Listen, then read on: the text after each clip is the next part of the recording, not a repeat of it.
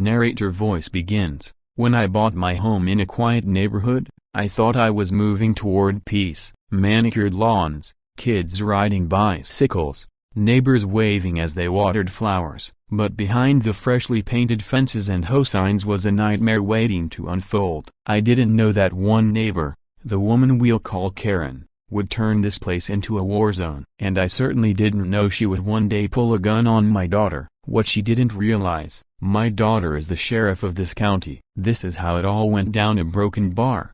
I had only been in the neighborhood a few weeks. My wife loved the house because of the kitchen. I loved the porch and the space for grilling. My daughter Emily, freshly promoted to county sheriff at just 29, was happy I was finally closer to her. But from the first day, we got a taste of what the HOA really meant. Karen, she came storming down our driveway in yoga pants and an oversized visor, clipboard clutched like it was a holy book. She had that look the Onya like she was born to ruin your day. "Excuse me," she said, her voice sharp as a mosquito. "You were late turning in your lawn compliance form." I stared. "My what now?" She signed loudly, like I'd asked the dumbest question on earth. "The form that guarantees you'll mow on the first and third Saturdays, edge the driveway, and refrain from planting unauthorized shrubs." I glanced around. "Ma'am, we just moved in. The grass hasn't even grown yet." That's when Emily stepped out onto the porch, arms crossed. "Is this really necessary? We've been here for days." Karen gave her the up and down look, her lips pursed tight. She didn't like Emily's tone. I could feel it in the way her shoulders stiffened. Right there, the lines were drawn. Weeks passed, and every day, Karen found a new way to needle us. A letter because my trash cans were visible from the street. A warning because my fence looked too rustic. A complaint because Emily's sheriff patrol car parked in the driveway was intimidating to children. Then came the notice. Delinquent dues $700. I remember waving the paper in front of Emily. "Can you believe this? We paid the initial fees. Now they're doubling it?" Emily's jaw tightened. "This is extortion." "Careful," I said. "We don't want a war." But a war was exactly what we got.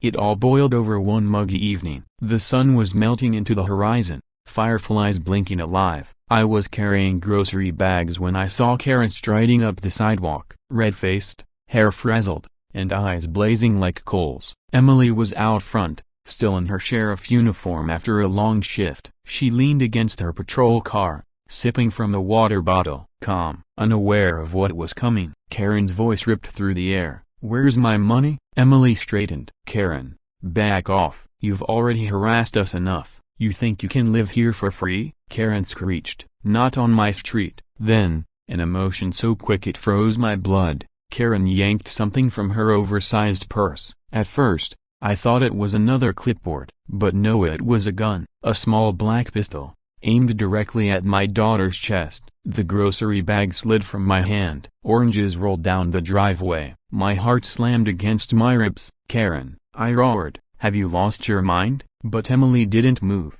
didn't blink. Her voice cut like steel. "Drop the weapon, now." Karen's hands trembled, but her mouth twisted in a grin. "Or what? You'll find me back? You'll mow my lawn for me?" Emily slowly pulled her badge from her belt, holding it where the sinking sun glinted off the metal. "No," she said. "I'll arrest you, because I'm the sheriff of this county and you just committed felony assault."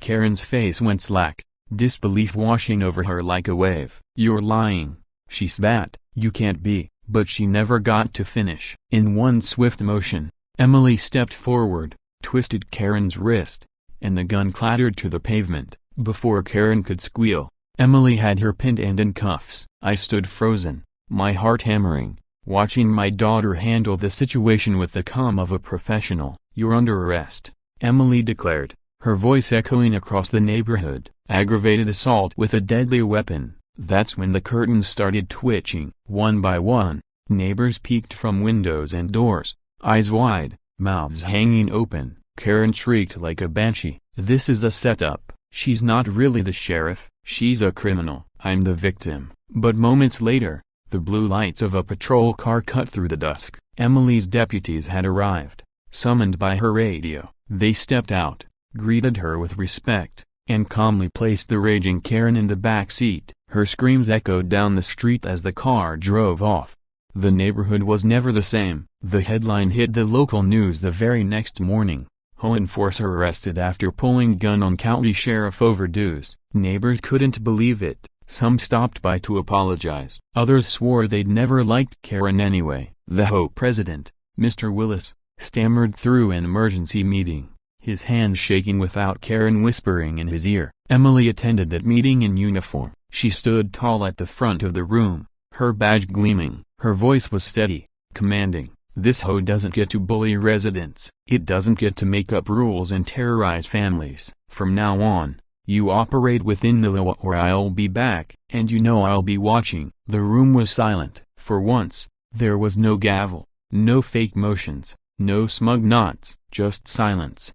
And as for Karen, she spent 6 months in county jail before trial. She lost her position on the HOA. Her house went up for sale, and she became the punchline of every HOA meme in the state. When I sit on my porch now, sipping coffee, I sometimes think about that night. About how close things came. About the sight of my daughter staring down a gun without flinching. I think about how Karen thought she was dealing with just another powerless homeowner. How she thought a clipboard and a gun would keep her in control. But she didn't know the truth. She didn't know that the daughter she was threatening wasn't just my little girl, or she was the sheriff.